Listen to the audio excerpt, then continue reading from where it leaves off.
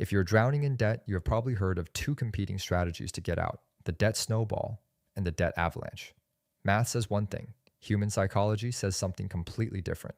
Today, we are going to settle the debate once and for all.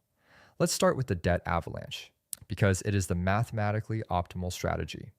You list all your debts from the highest interest rate to the lowest interest rate, regardless of the balance. You pay the minimum payment on every single debt, and then you throw every extra dollar you have at the debt with the highest interest rate.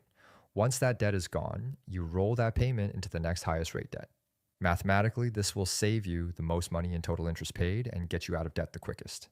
Let's say you have a credit card at 24% interest, a car loan at 8%, and a student loan at 5%. The avalanche method says you attack the credit card first because it is bleeding you dry the fastest. End of story, right? Wrong. Because personal finance is only about 20% head knowledge and 80% behavior. And behavior is where most people fall apart. Enter the debt snowball. Popularized by Dave Ramsey, this method ignores interest rates entirely. You list your debts from the smallest balance to the largest balance. You pay the minimums on everything, and you throw every extra dollar at the smallest debt first, regardless of its interest rate. When that debt is gone, you take the money you were paying on it and roll it into the payment for the next smallest debt. Like a snowball rolling down a hill, your payment grows bigger and more powerful with every debt you eliminate. Let's say you have a $500 medical bill, a $5,000 credit card, and a $20,000 car loan. The snowball says attack the $500 bill first. You could pay it off in a month or two, and when you do, something powerful happens in your brain. You get a win, a real, tangible, undeniable win. That debt is gone forever. You feel momentum. You feel capable. You feel like this might actually work. Research from Harvard Business Review confirms what Ramsey has been saying for decades. The debt snowball is actually more effective for the average person than the avalanche. Why? Because people who use the avalanche method often stare at a massive $20,000 high interest debt for 2 or 3 years, feel like they are making no visible progress, and they quit.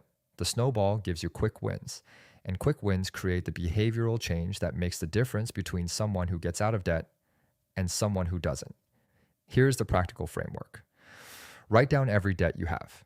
Include the balance, the minimum payment, and the interest rate. If you are motivated by psychology and need wins to stay on track, order them by balance and use the snowball. If you're disciplined and can stay focused on a long-term goal, order them by interest rate and use the avalanche. Either way, cut your expenses aggressively to free up as much extra cash as possible and throw every available dollar at the top debt on your list. When it is gone, move to the next one. Do not stop. Do not take a vacation from the plan. Momentum is everything. The average American carries over $6,000 in credit card debt. At 24% interest, that costs over $1,400 per year in interest alone. That is money you are paying for the privilege of being in debt. Get mad about that number, get mad at your debt, and attack it with everything you have.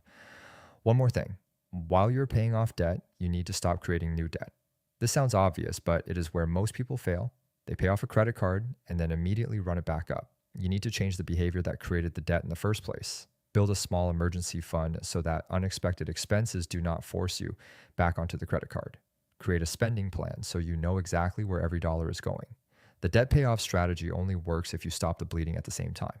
The best debt payoff strategy is not the one that looks best on paper. It is the one you actually stick to.